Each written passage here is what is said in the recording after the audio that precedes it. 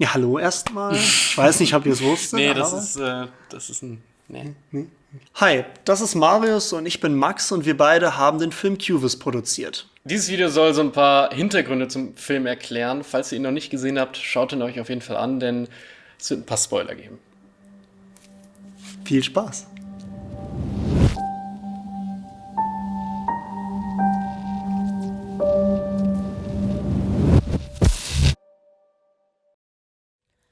Ich bin Anna, ich bin 18 Jahre alt, komme hier aus Trier und habe Mia gespielt in Cubis. An die Rolle bin ich eher zufällig gekommen durch Max und Marius, die ich hier am OK 54 kennengelernt habe.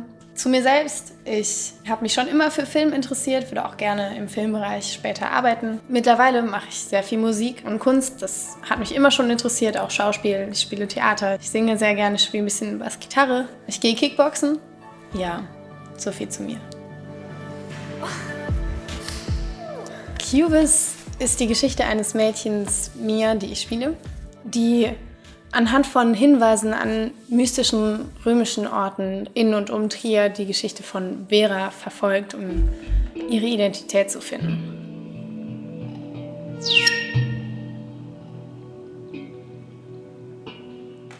Ja, das fing eigentlich ursprünglich mit einer Wanderung im Sauerland an, wo wir einfach überlegt haben, wir wollten irgendein kleines Video drehen. Ja. Aber das war Anfang 2017, ne? Genau. Ja. Dann haben wir halt weiter darüber gequatscht und es ging halt um dieses Survival irgendwie, also hat rein gar nichts mit Cubis eigentlich zu tun gehabt. Und nach haben wir daraus so eine Idee gesponnen für eine Geschichte. Und diese Geschichte wuchs dann einfach immer weiter. Und das ging tatsächlich über viele, viele Monate hinweg, bis wir dann mehrere Charaktere zusammen hatten. Verschiedene Leitmotive haben wir besprochen und. Und so entsteht dann so eine Art Logikkonstrukt im Kopf. Und ja, das hatten wir dann halt geschrieben. Und dann haben wir halt gedacht, warum nehmen wir nicht einen kleinen Teil von dieser Geschichte und machen daraus halt einen Film.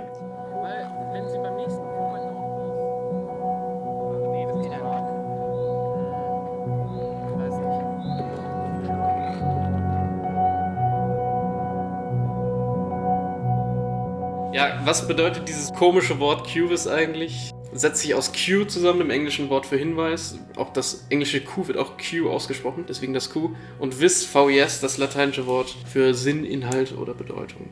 Das ist so eine Zusammensetzung dann. Und die 1 steht für den ersten Teil. Also es wird noch was folgen. Genau, da kommt noch was. In welcher Form auch immer. Ja. Wichtig ist auf jeden Fall noch zu sagen, dass Cubis kein normaler Budgetfilm ist im normalen Sinne, sondern Cubis ist halt in Kooperation mit dem OK 54 entstanden. Und das bedeutet konkret, dass der OK ein Bürgerfernsehsender ist, an dem jeder die Möglichkeit hat, selber Fernsehbeiträge zu produzieren.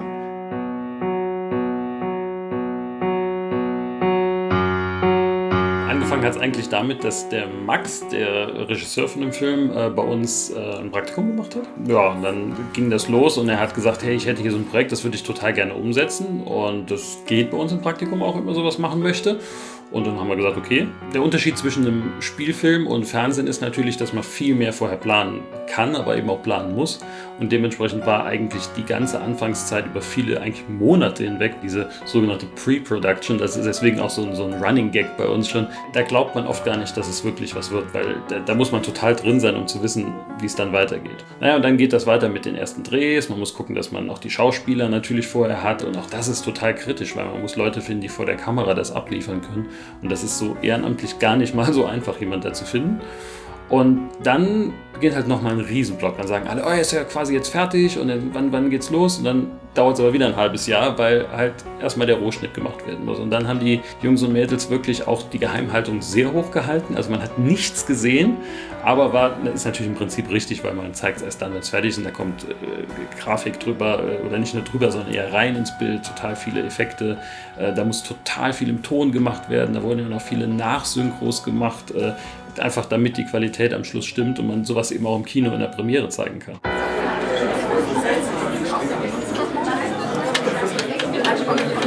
So, Hauptdarstellerin trifft ein.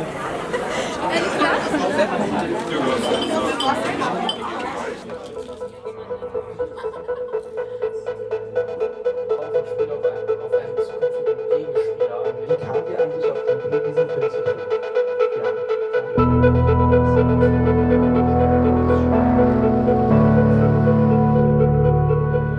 Jetzt mal alle Cubis.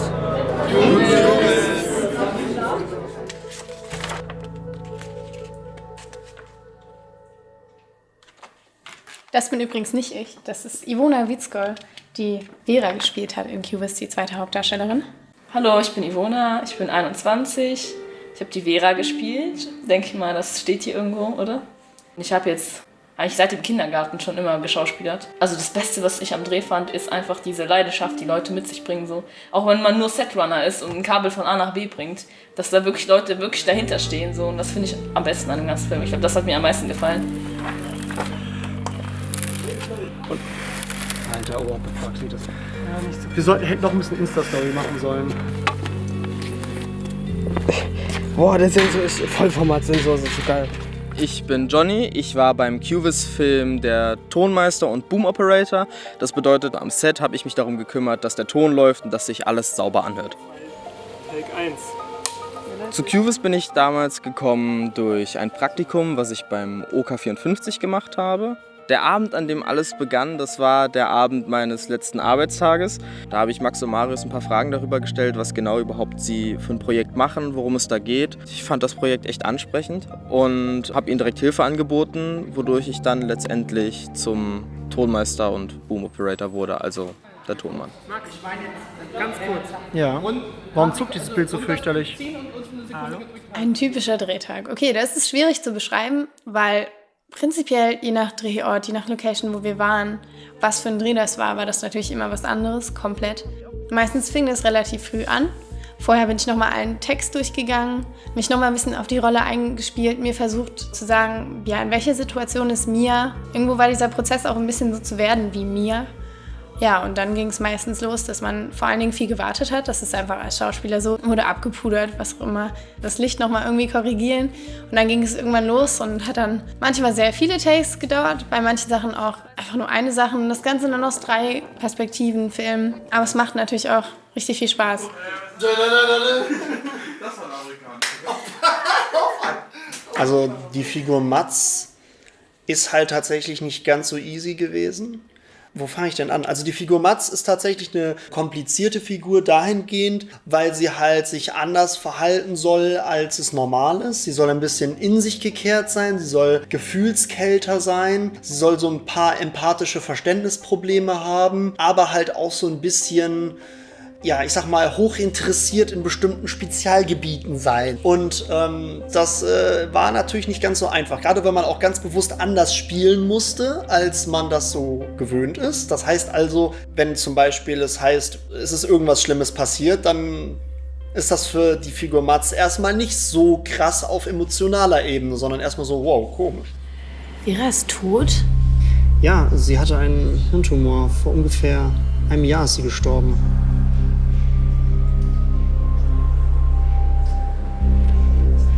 Deswegen geht es in der Geschichte um die Unterwelt. Sie wusste, dass sie sterben würde. Man kann zu der Figur Mats halt nicht so schnell Zugang finden. Das ist das Wort. Also ich glaube, das hat ganz gut funktioniert. Manchmal diese awkward Moments, so ein bisschen. Ich bin aber auch ein Fan von Comedy. Und es war auch wenigstens schön, dass es so ein paar Szenen gab, wie zum Beispiel beim Aufzug, wo man halt mal so ein bisschen die Luft rausnehmen konnte. Die Comedy in Cubis ist halt sehr subtil. Ne? Es kamen manche auch nach dem Film auf uns zu und haben gesagt, der Film war lustig. Wirklich. Also die mussten teilweise lachen. Andere aber fanden, okay, ist das jetzt lustig gemeint? Wir sind eher ein Fan von Humor, der halt durch die Situation entsteht. Was ehrlich gesagt nicht so gut funktioniert hat oder was für mich sehr schwer war, war es, obwohl ich wenig Text hatte, den immer schnell in meinen Kopf zu ballern. Yes, das passt. Das ist Danke vergessen. Achso, ja stimmt. Danke. Yes, es passt. Was? Der Code enthält die Seitenzahlen für das Skizzenbuch. Normalerweise bereite ich mich halt länger auf so Texte vor und das ist aber unglaublich schwierig gewesen, weil ich bin halt auch noch Regisseur gewesen und dann aber gleichzeitig dann diesen Break zu schaffen, so, ja, jetzt musst du vor die Kamera und siehst du jetzt auch passend dazu aus, passt das zu deiner Figur, hast du die richtigen Klamotten und das ist echt nicht so einfach gewesen. Ich stolper gleich nicht über die Taste. Ja, war gut. Moment.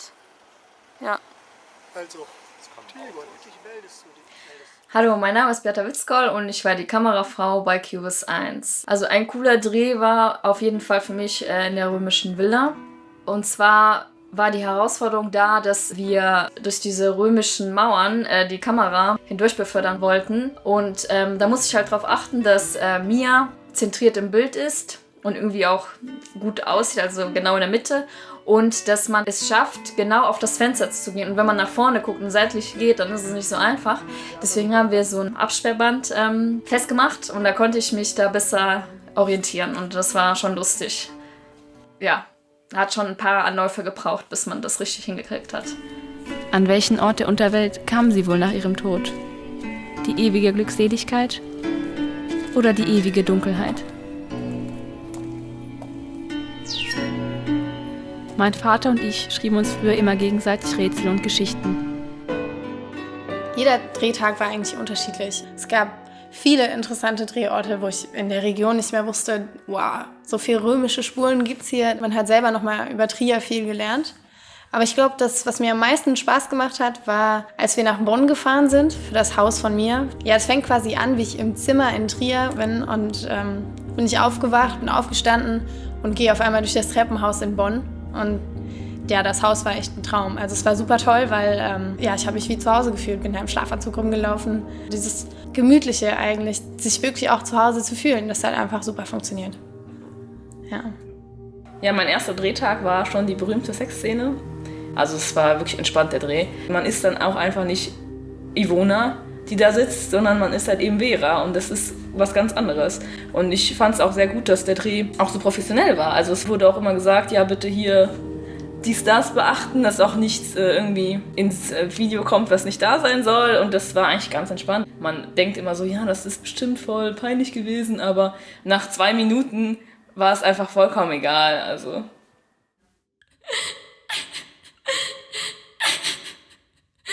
Also was auf jeden Fall richtig gut gelungen ist am Film, von der Vorstellung, wie man sich das vorgestellt hat, bis wirklich zum fertigen Film, ist tatsächlich diese Szene, wie Vera im Krankenhausflur losrennt und dann quasi diese Emotionsflut über sie rüberkommt. Und die soll ja Mia nachempfinden, deswegen schneiden wir auch dann immer wieder auf Mia. Und dieser Flow, passend von der Musik, die Bilder, aber auch das Acting der Schauspieler hat so gut funktioniert und das war tatsächlich auch echt genauso, wie wir uns das vorgestellt hatten, ne?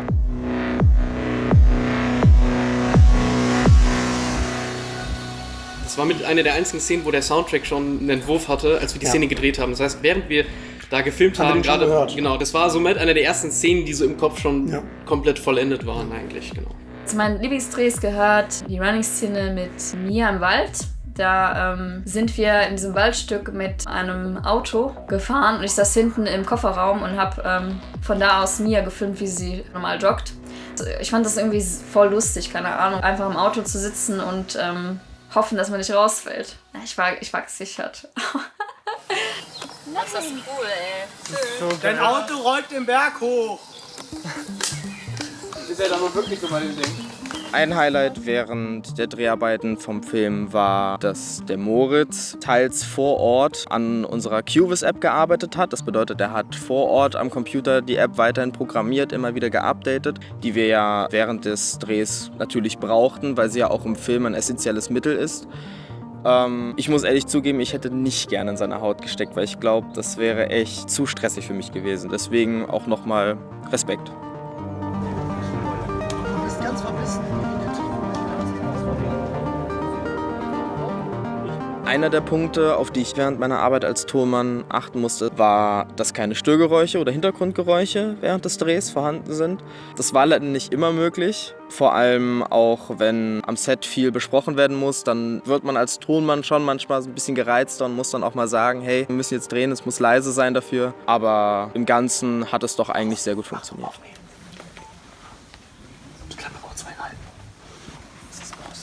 Neben der Kamerafrau war ich auch daran beteiligt, das Ganze nachzuvertonen. Es ist einfach während der Dreharbeit nicht so einfach, guten O-Ton zu bekommen, weil besonders draußen man einfach auch Faktoren hat, die man nicht beeinflussen kann. Zum Beispiel kann es sein, dass ein Nachbar irgendwie Rasen mäht oder irgendwelche Jogger vorbeilaufen. Und dann ist es halt sehr schwer, zum Beispiel auch gute Schrittgeräusche aufzunehmen. Und deswegen haben wir das dann nachvertont.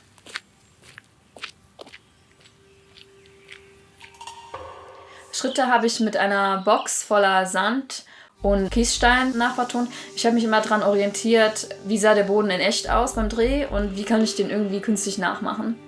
Und dann habe ich einfach versucht, im Tempo, wie der Schauspieler geht, das aufzunehmen.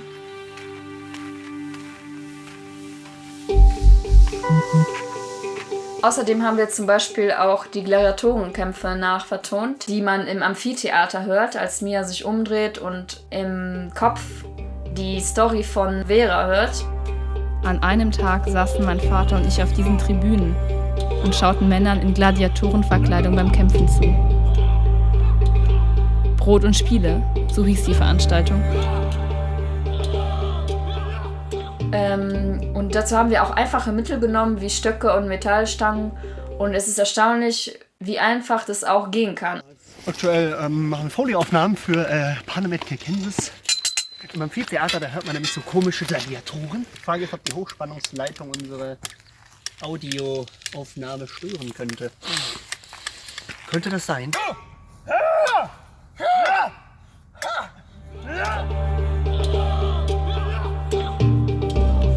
Oft kann man irgendwie Dinge nehmen, die gleich klingen und es klingt vielleicht auch sogar besser, wenn man das nimmt. Ja, und das war neu für mich. Das war cool.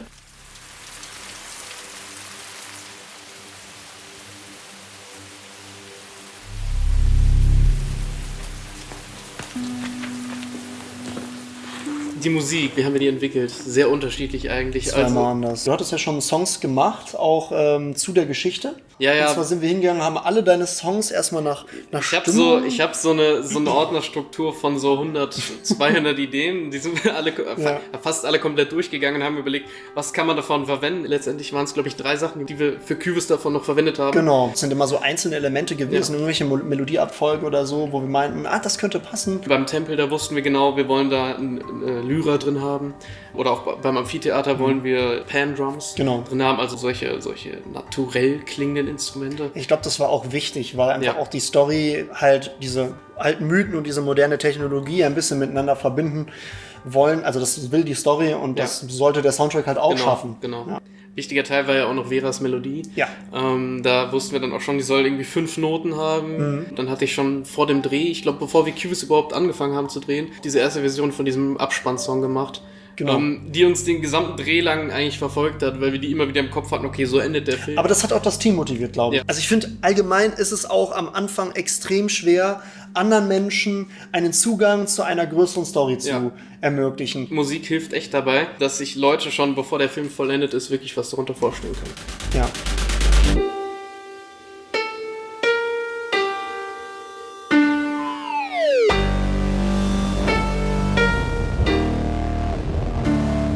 Wenn man eine größere Geschichte hat und dann nur einen kleinen Teil davon irgendwie ausleuchten möchte in einem Film, dann muss man ja auch seinem Team irgendwie die Möglichkeit geben, das Drumherum zu verstehen. Ja. Deswegen hatten wir dann damals immer unsere bekannten Cubist-Treffen, wo wir dann halt unser Pre-Production-Team eingeladen haben und da haben wir dann den Leuten Skripte gezeigt und versucht irgendwie zu erklären, warum verhält sich der Charakter so, wie er sich verhält. Und das ist auch bei Cubist so ein schwieriges Ding, weil Cubist hat kein abgeschlossenes Ende, sondern ein offenes Ende.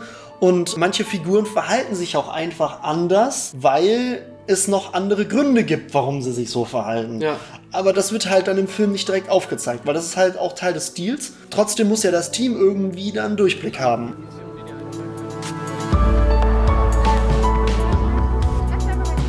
Ja, total cool war natürlich auch, dass unsere Auszubildende da mitmachen konnte, weil das ist nochmal eine andere Erfahrung, wenn man im 3. Lehrjahr ist und fürs Fernsehen so Sachen gemacht hat, ganz klassisch und oftmals so ein bisschen schneller. Ja.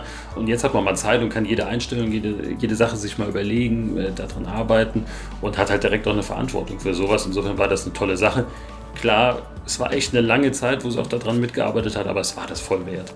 In der Zeit, wir hatten ja 24 Drehtage, da hat man, keine Ahnung, man opfert sein ganzes, ich sag mal, Leben, also seine ganze Freizeit diesem Projekt und überlegt, wie kann man das gut machen. Und ja, es war hart, aber es hat Spaß gemacht.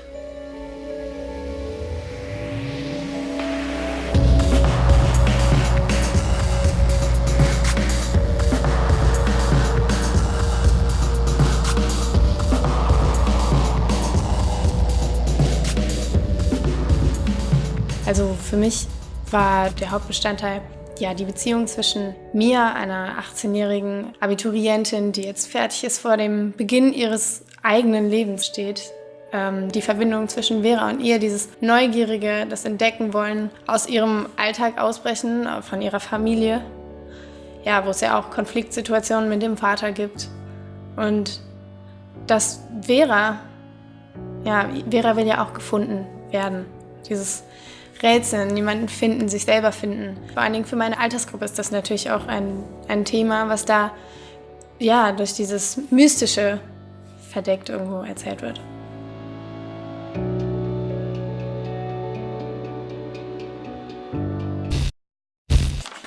Ja, das bin ich. Das ist Ivona Witzkoll, gespielt von Vera. You got a girl. Okay. Was ist eigentlich schon wieder mit mir los? Kennt ihr das schon? Arthouse-Film. Eine ganz coole Seite. Ich würde da auf jeden Fall mal einen Besuch abstatten. Abonnieren und gucken. Ganz wichtig. Sonntag 14 Uhr, gell? Aber das ist ja dann eh schon gelaufen.